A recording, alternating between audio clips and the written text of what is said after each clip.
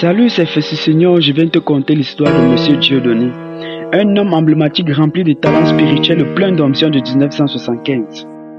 De sa génération, il était le meilleur, mais malheureusement son ministère ne l'apportait pas suffisamment d'argent nécessaire pour la suivi familiale.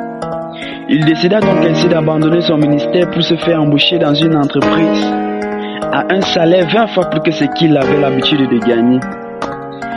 C'est ainsi que la vie s'améliore et devient plus belle. Et cela fait de lui un homme non seulement emblématique, mais aussi un homme charismatique. La vie change et il commence par se faire construire, créer sa propre entreprise et faire des fêtes avec des poteaux chaque week-end. Et là, il aime sa nouvelle vie et quitte de l'identité d'enfant de Dieu à simple créature de Dieu volontairement. Un jour sur son chemin, il rencontre une femme célibataire, belle, magnifique, du nom de Sheila Bounce. Je vous assure, elle n'avait rien d'envier à Beyoncé, mais son visage était subliminal. Pas moyen de résister à un tel phénomène. Il l'aborde et l'invite à prendre un pot qui se termine par un coup.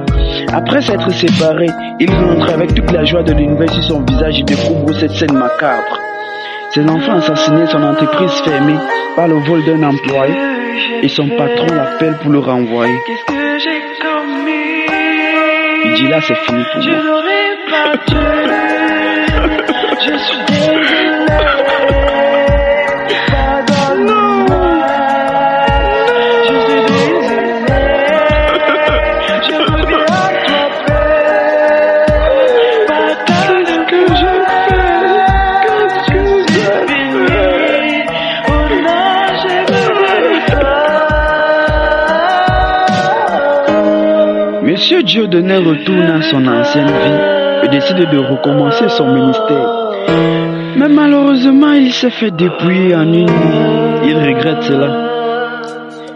Il se redonne quand même au travail, il repense à cela chaque temps. 5 ans après, il n'a pas du tout évolué malgré les sacrifices qu'il a fait. Et il se demande mais pourquoi? Mais pourquoi j'ai l'impression de ne pas évoluer? Mais pourquoi manger même toujours devient difficile? M'habiller impossible. Mais Seigneur, tout ceci c'est encore pourquoi? Alors que je suis sincère, n'es-tu pas épuisé de me prouver? Penses-tu que je vais encore te tromper? Penses-tu que je vais encore retourner à cette ancienne vie? C'est vrai, je regrette tellement, je compte ne plus retourner. Mais s'il te plaît, arrête, change un peu de situation. Et c'est là que subitement il entend une voix répondre. Mais fils, mais pourquoi tu es si borné à ce point? Penses-tu que je ne te réponds pas suffisamment? Penses-tu que je ne réponds pas suffisamment à tout ce que tu me demandes? Chaque fois je suis là pour te répondre. Chaque fois je suis là pour dire, écoute ma voix, fais ce que je te demande, fais ce que je te dis. Mais tu es trop occupé pour me répondre, pour me comprendre. Je croyais t'entendre tous les jours, je croyais ne pas t'écouter, je croyais que je t'ai déjà perdu et que tu m'aimais plus assez. Je suis désolé encore une fois de revenir avec ce même problème. J'ai compris, merci. Mes enfants, vous devez écouter une chose. Vous m'appelez toujours, je vous réponds toujours. Vous me demandez toujours, je vous donne toujours. Mais le seul problème, c'est que vous n'acceptez pas que je vous ai donné cela. À chaque instant, je suis toujours près de vous. Peu importe ce que vous faites, bien comme moi, je suis toujours à côté de vous. Mais sauf que vous devez choisir. Chaque fois que vous choisissez quelque chose, soit les conséquences sont bonnes, soit les conséquences sont mauvaises.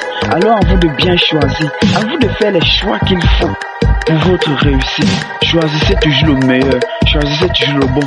Soyez surtout conduit par l'amour et non par la peur. Et vous réussirez dans tout ce que vous ferez. Faites-moi confiance et vous verrez. Faites-moi confiance et vous verrez.